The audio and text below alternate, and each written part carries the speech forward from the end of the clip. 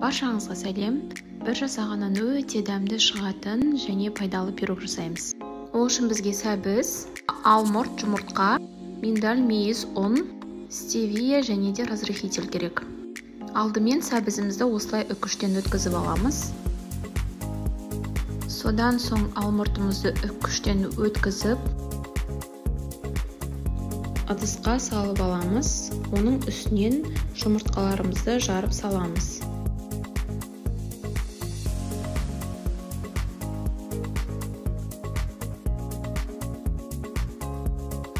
Сосын жақсылап араластырып, миндалімізді осылай майдалап, туралап аламыз.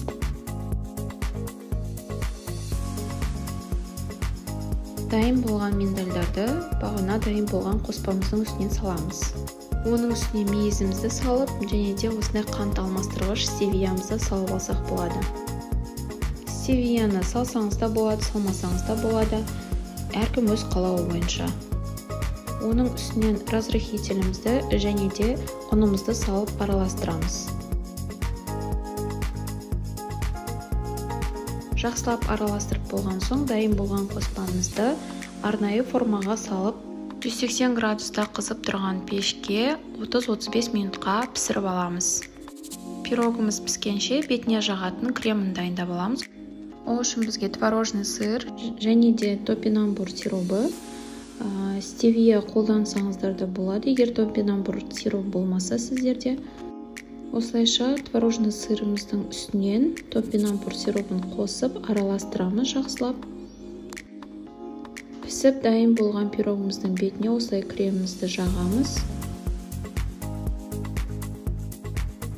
Бетін өз қалауыңызша сәндесеңіз болады.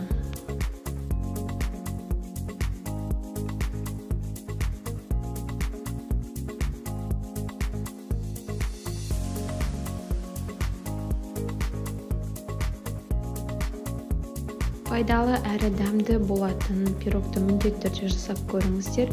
Бастысы деніңіз сау болсын, ас болсын.